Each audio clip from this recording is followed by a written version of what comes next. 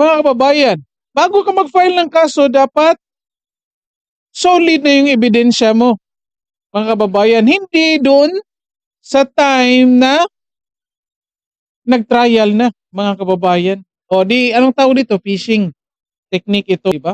Panlilin lang. Itong mga palusot nila, ito, huling-huli natin na kasinungaling yan. Kasi number one, hindi nga naman yung mga tao, hindi nga yung media yung magta-trial kay Sara Duterte, mga kababayan. Yung magde-decide niyan, whether matibay man yan, i-convict man yan si Sara, ang Senate, mga kababayan. So regardless kung anong i-file na kaso dyan kay Martin Romualdez or kahit kaninong congressman, mga kababayan, yung impeachment case nandoon na sa Senate. So wala nang magagawa tayong mga ordinaryong Pilipino whether gusto man natin yan or hindi. Oh. Paano mangyayari? I-comment nyo dyan kung alam nyo. Paano mangyayari na hihina yung kaso dahil kasi nga daw nag-file ng criminal case laban kay Martin. Okay, magandang araw po sa inyong lahat, mga kababayan, and welcome po ulit dito sa Tingyutan Tabunon PH channel. And nandito naman po tayo para sa panibagong reaction video ngayon, mga kababayan. At ito, pag-usapan natin kasi itong mga anak ni Tambaloslos, mga kababayan, or mga anak ni Martin Romualdez, nagsalita na. Kaso lang ito, mga kababayan, huling-huli natin na nagsisinungaling ito. Nagsisinungaling. And ito nga, napansin natin, isa lang yung sagot nila, mga kababayan. No? Anyway, hindi naman nakapagtataka yan. Kasi nga, binulgar niya ni Franz Castro nung dati na may group chat yan sila. At ito, nagsalita na itong mga anak niya, pinagtanggol yung tatay nila, mga kababayan. Ako, mahal na talaga nila ito si Martin Romualdez. Bakit kaya? Mapagbigay kaya itong tatay nila? Well, anyway, ito mga kababayan, umpisahan natin, tignan natin ito. By the way, paki-like and share ng video natin, mga kababayan, then paki-subscribe na rin po. At ito, tignan natin bago tayo pumunta doon kung paano nila pinagtanggol, anong kasinungalingang ginagawa nila or sinasabi nila para ipagtanggol si Martin Romualdez. Ito, tingnan muna natin ito, mga kababayan, kasi nga nung sa isang video ko, mga kababayan, binuking natin itong phishing technique nila, mga kababayan, itong PHISING. At ito na nga, confirm, mga kababayan, na talaga gagawin nila ito. Talagang gagawin nila ito. Ito, pakinggan natin, mga kababayan. Tingnan natin, ha. Itanong ko lang po, ipapasupinin niyo raw po yung mga bank accounts ni VP Sara? And para saan po? Well, i-request po namin sa impeachment court dahil ang po pwede pong magsabina ay yung impeachment court. So mag-apply po kami sa impeachment court na ito ay masabina para lamang po ito sa mas tumibay pa yung mga ebidensya po natin. Ito ay dun sa SALN, sa issue po ng SALN. Di ba, mga kababayan? Magkakaroon muna ng trial patungkol dyan sa sinasabi nilang grounds for impeachment anong grounds yan na sinasabi nila na unexplained wealth daw ni Sara Duterte, mga kababayan, or tagong yaman ni Sara Duterte, mga kababayan. So anong gagawin nila? Magta-trial muna and then i-request nila na magsubpina yung impeachment court para mabuksan yung bank account ni Sara Duterte, mga kababayan, di ba? Ito si Julcho, abogado ito, mga kababayan, ha? Kalahin nyo yan, abogado. Ganyan mag-isip. Napaka-basic yan, mga kababayan. Bago ka mag-file ng kaso, dapat solid na yung ebidensya mo, mga kababayan. Hindi doon sa time na nag-trial na, mga kababayan. Anong tawag dito? Phishing technique ito, mga kababayan. Ito yung, minention natin sa isang video na technique to ng mga scammers, mga kababayan. Ito, naku, scammer pala tong mga kongresista natin mga kababayan. Ano pa sinasabi dito ni Chua?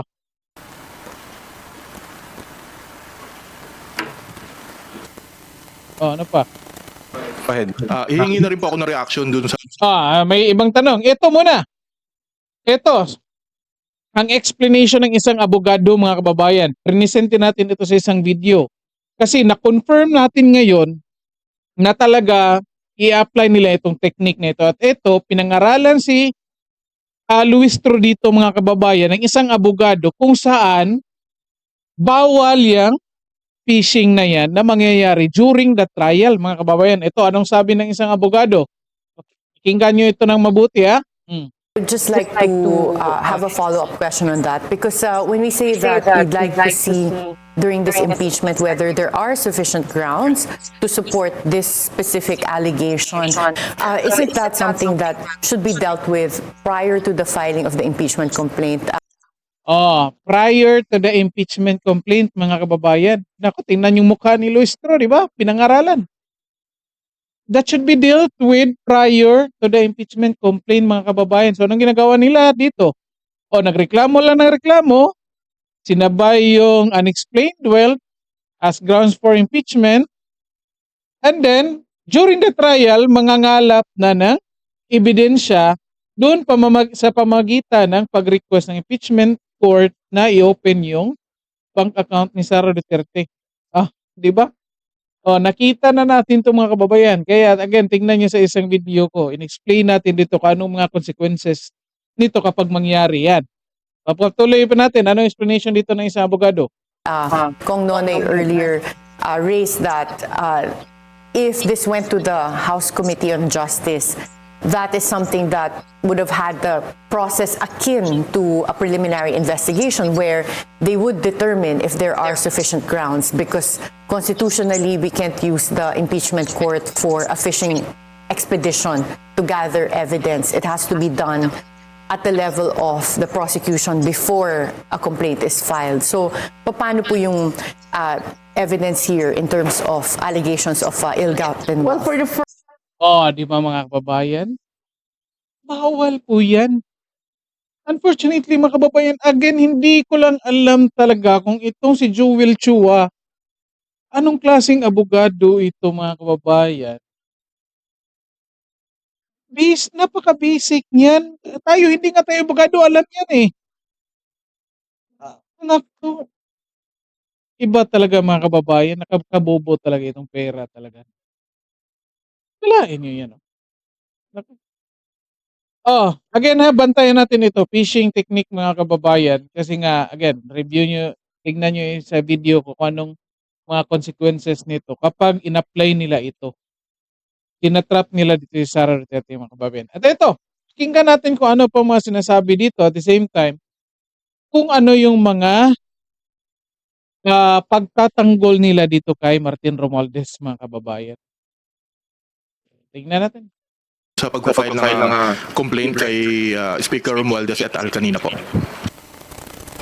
Well, malaya kong mag-file ng cases ang ating etong petitioners natin kahit yung mga kasamahan natin. Tingnan nyo, bakit itong si Asidri mga kababayan, bakit parang nahihirapan huminga? Ito, tingnan nyo. Habang nagsasalita parang, I don't know, yan yung observation ko, parang hinihingal mga kababayan. Di ba? Well, anyway, again, observation ko lang yan. I'm at merong mga kababayan. Sa Kongreso at dahil ito na yung naging isang usaping legal mas mabuti siguro na antayin natin kung ano yung mga paratang na nilagay nila doon sa petition nila. Kung tatanungin nyo, ito po'y klarong diversion lamang sa mga issues kasi kung iisipin mo, ang tagal na nilang pinag-uusapan yung budget, bakit nyo na nila naisipan mag-file ng cases pagkatapos na i-transmit ang impeachment sa Senado. So clearly there is an effort to downplay the move of the House to transmit the impeachment to the Senate and also divert the attention ng ating mga taumbayan ukol sa totoong issue na dapat sagutin ng kabilang kampo. Okay, tingnan nyo mga kababayan na anong sagot niya patungkol diyan sa kaso na ipinal nila ni Congressman Alvarez laban kay House Speaker Martin Romualdez mga kababayan. Yan lang po daw ay diversion. against doon sa totoong issue. Ito, tingnan natin kung ano yung sinasabi ng ibang mga kongresista, yung ibang mga anak ni Martin Romualdez, mga kababayan. Ito, sagot ni Asidre, of course, ito. Parang ano ito, si Asidre, mga kababayan, parang the eldest son of Martin Romualdez kasi under ito ng Tingog Party List. So, parang favorite son niya ito, mga kababayan. Paboritong anak niya ito. Ito, tingnan pa natin. Ito. Idol natin. Si JJ Suarez, mga kababayan. Pakinggan din natin kung ano yung palusot ni JJ Suarez. Ito, February 8 ito. Galing sa ANC, mga kababayan. Ano kayang sagot ni JJ Suarez? May plano daw pong mag-file ng kaso si Speaker Alvarez, dating Speaker Alvarez at mga ilang kasama niya dahil sa sinasabing insertion sa budget. Well, unang-una, we welcome it kasi handa naman natin na ipaliwanag lahat na nangyari sa budget process at wala naman tayong tinatago dahil alam naman natin na naging legal ang proseso na ipinatupad ng mababang kapulungan sa pagpapapasa ng budget. Ngayon, itong fina-file na kaso o plano nilang i-file na kaso, kung titignan lang natin yung timing, medyo nakakapagtaka kung bakit sila magpa-file ng isang kaso ngayon. Ang totoong issue po ngayon ay yung impeachment ni Vice President Sara Duterte. Yun ang pag-usapan natin at yun ang tutukan natin. At kung titignan din naman natin yung mga personalities behind this supposed case, isang kaalyado ng Vice President at isang taong gustong kumandidatong senador, nakaalyado din ng ating Vice President. So I suggest, let's stick to the issue, let's talk about the impeachment, at wag po natin kakalimutan, itong impeachment, medyo umiingay na po ito. Kung dati 215 signatures lang ang naiparating namin sa Senado, may nagpahabol pa pong 25 more signatures coming from other congressmen. This is not only majority, this is super majority of the House members calling for the impeachment of the Vice President. So these are the issues that we need to talk about, and these are the issues that need answers. Okay, mga kababayan, tingnan nyo, di ba? Anong pinagkaiba dun sa sagot ni Isidre, mga kababayan, at sagot dito ni JJ Suarez? Di ba? Walang pinagkaiba. Magkaiba nga lang yung linyahan, yung delivery, yet yung idea, the same lang. Di ba? Kasi nga raw, number one, yung pinuput, again, kasi tingnan natin itong mga kababayan.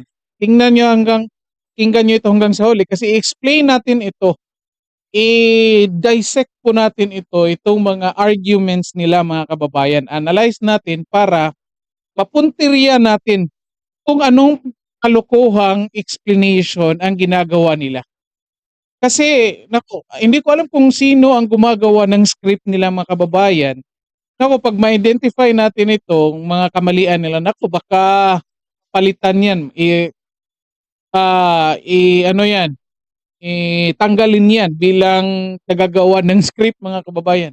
Kasi nga ito, first argument, number one, the timing. Kung ang timing daw ng pag-file ng kaso ay pagtapos ng na-file yung impeachment, di ba? Ito din sagot ni Isidre. Ito din sagot ni JJ Suarez. Pangalawa, diversion lang daw itong pag-file ng kaso against Martin Romualdez para makalimutan ng mga tao yung impeachment case. Kasi dapat focus na tayo sa impeachment case, mga kababayan. Ganon din sagot ni Isidre, di ba? Ito, tignan pa natin, may anak po si Martin Romualdez, padami itong anak. May mga 200 plus na anak si Martin Romualdez, mga kababayan, na pinapakain niya ng katutak na pera, mga kababayan. Ito, tignan natin. Pakinggan pa natin kung sino pa ito sila, mga kababayan, ha? Speed up lang natin. Tinuliksa ng ilang House leaders ang planong pagsampa ng criminal complaints laban kina House Speaker Martin Romualdez, dating House Appropriations Chairperson. Ito talaga gusto ko sa UNTV, mga kababayan. Hindi, matindi talaga mga words ng ginawa. Katulad, tinuligsa. Tinuligsa talaga ng mga mambabatas.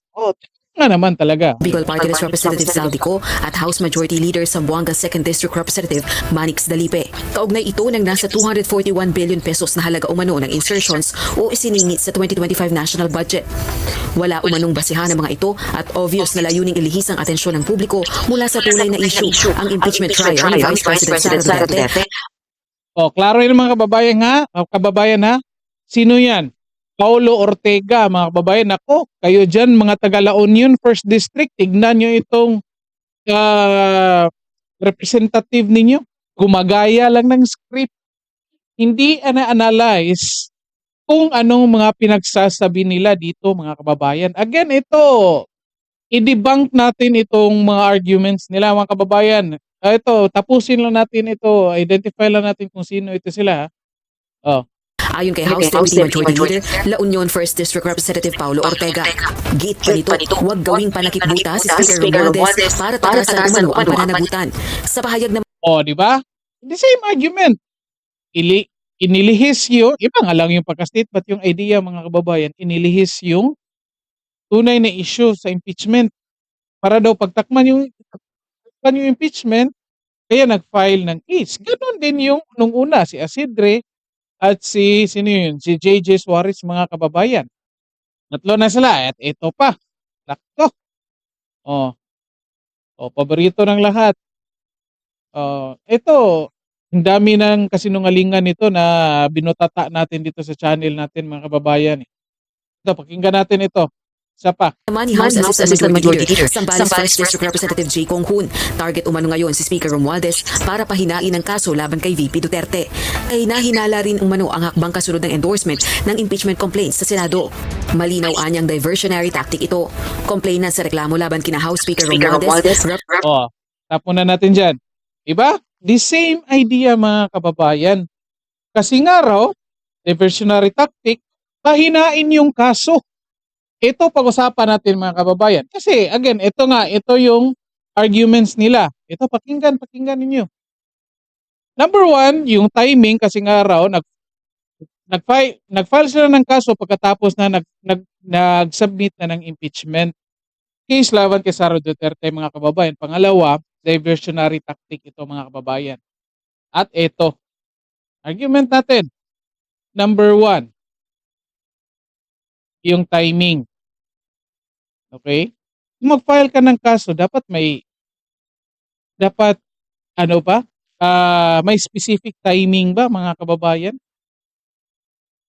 How about yung pag-file na ng impeachment case? Bakit na timing yun, napatapos na yung 19th Congress para mag-break na sila, mga kababayan? May limit ngayon, di ba? Bakit dito sa pag-file ng criminal case laban kay Martin Romualdez, bakit kailangan dapat merong timing, mga kababayan? Anong gusto nila? Earlier? Or hindi na lang mag-file? Ito, pangalawa, mga kababayan, diversionary tactic. Okay, again, silang lahat nagsasabing diversionary tactic, ha? Paano magiging diversionary? Ito, sinasabi ni Kong Hon na pahinain yung kaso laban, yung impeachment case laban kay Sara Duterte sa pamamagitan ng pag-file ng kaso kay Martin Romualdez. Bakit? Yung mga tao ba magta-trial kay VP Sara, mga kababayan? Yung mga tao ba ang gumawa ng grounds ng impeachment case laban kay Sara Duterte na kaya sabihin ninyo na kapag magpo-focus yung mga tao dito sa kaso ni Martin Romualdez ay hihina na yung impeachment case or grounds for impeachment case kung talagang malakas yan, mga kababayan? Sa tingin nyo, comment kayo dyan. Diba? Ang klarong kasinungalingan nito. Ang klarong kasinungalingan ito. Diba? Panlilin lang, itong mga palusot nila, ito huling-huli natin na kasinungaling yan. Kasi number one, hindi nga naman yung mga tao, hindi nga yung media yung magta-trial kay Sara Duterte, mga kababayan. Yung magde-decide niyan, whether matibay man yan, i-convict man yan si Sara, ang Senate, mga kababayan. So regardless kung anong i-file na kaso dyan kay Martin Romualdez or kahit kaninong congressman, mga kababayan, yung impeachment case nandoon na sa Senate. So wala nang magagawa tayong mga ordinaryong Pilipino whether gusto man natin yan or hindi. Paano paano mangyayari, comment nyo dyan kung alam nyo, paano mangyayari na hihina yung kaso dahil kasi nga daw nag-file ng criminal case laban kay Martin Romualdez, mga kababayan. But ito pang statement nila, dapat daw mag-focus sa issue ng impeachment. Ito, huling-huli mga kababayan. Bakit mag-focus tayo sa issue ng impeachment? Yun nga, hindi nga trabaho ng taong bayan, wala nga sa kamay ng taong bayan ang pagdidesisyon kung i-convict si Sara Duterte o hindi. Bakit nyo ipipilit na sa mga taong bayan na talagang pag-usapan yung impeachment? So ito mga kababayan, ito ang klarong diversionary tactic kasi gusto nilang pag-usapan yung impeachment at wag na yung issue doon sa bicameral committee meeting report, mga kababayan, na kung saan hininga na sila ng explanation ng Supreme Court kasi nga ang daming nag-file ng reklamo, mga kababayan. Ngayon, sinong gumagawa ng diversionary tactic, mga kababayan? Kasi palagi lang pinipilit, diba? Napansin nyo yung mga statements nila? Ayan yung apat uniform. Hindi, ito, klarong-klaro. Pinipilit talaga nila na ito, pag-usapan yung impeachment, pag-usapan nyo yung impeachment. Diba? Yan nga, tanong natin, bakit natin pag-usapan yan all the time? Wala na tayong control dyan, nandun na yan sa Senado. Kung magta-trial sila dyan ngayon walang problema. So, okay nga, para kung sinong mag-decide dyan na i-impeach si Sara Duterte, edi isalin na namin na hindi iboto, di ba? Mas mabuti nga yan. Kung i-trial nila yan after the election, desisyon yan nila. Wala. Kaming mga ordinaryong Pilipino, wala na kaming magagawa. Yan lang, ang magagawa lang namin kung anong gagawin namin doon sa mga senator at sa mga congressman na gustong i-impeach si Sara Duterte, mga kababayan. O ngayon, di ba? Pinipilit nyo na pag-usapan yung impeachment. Wala. Di klarong diversionary tactic yan. Ito mga kababayan, kailangan nyo itong, kaya nga pinag-usapan natin, pero of course malaman ng taong bayan. Kasi kung hindi mo talaga ito i-analyze yung mga palusot nila, mga kababayan, well, most likely ganyan din yung isipin mo. Oo nga, no? Parang diversionary tactic lang ito pag-file ng case. Yun na nga. Wala na tayong magagawa dyan. Ang Senado na ang may kapangyarihan dyan sa impeachment case. So itong mga sinasabi nila na hihina yung kaso, hindi dapat pag-usapan hindi dapat mag-file ng case kasi baka makalimutan yung impeachment case ni Sara Duterte. Yung iba, ito mga kababayan, panlilin lang ito. And ito, imagine, sinong mga nanlilin lang sa atin ngayon? As of this time, yung pinakita ko, 4 na kongresista, mga kababayan. 4 na kongresista. Uniform yung sinasabi. Lahat panlilin lang, panloloko. Klarong-klaro. Diba? Comment kayo dyan kung agree kayo or kung disagree kayo, comment din kayo para maintindihan ko. Then bigay ko ng argument ninyo. Ito yung nakikita ko kasi klarong-klaro. Klarong-klaro na pinipilit nila na dapat pag-usapan yung impeachment case para makalimutan na natin yung issue sa BICAM. And ito, tandaan, February 10 na ngayon. Meron na lang silang until February 14, mga kababayan, para magbigay ng kanilang sagot doon sa request ng Supreme Court na i-explain yung proseso ng bicameral committee meeting or yung paggawa ng General Appropriations Bill, mga kababayan. Nako, na-stress tuloy yung banks ni Martin Romualdez, mga kababayan. Nako, again, O panawagan ko dito sa mga kongresistang nanlilinlang at nanloloko sa atin mga kababayan, palitan nyo na yung scriptwriter ninyo mga kababayan. Ay, sorry, yung mga congressman, palitan nyo na yan. Kasi hindi, distracted yan. O, tingnan nyo yung script na ginawa niya para sa inyo. Tingnan nyo. Klarong-klaro, kitang-kita yung panluloko, mga kababayan. Huling-huli kayo. Nilalaglag kayo ng scriptwriter nyo. Kaya palitan nyo na yan. Kung sino man yan, mga kongresista na yan. Okay? So dito na lang po muna tayo. Paki-like and share ng video natin mga kababayan para makita ito ng karamihan sa atin at maintindihan kung ano ang ginagawa ng mga congressman natin ngayon. Again, kasi kung impeachable lang ito lahat ng congressman mga kababayan, itong apat mga kababayan, pwede na itong ipa-impeach. Betrayal of public trust kasi niloloko tayo ng apat na ito. So nga lang, hindi sila impeachable. Kasi betrayal of public trust, niloloko tayo eh. Di ba? Niloloko tayo, nililinlang tayo, nililihis tayo sa tunay na issue. E di klarong betrayal of public trust yan. Okay?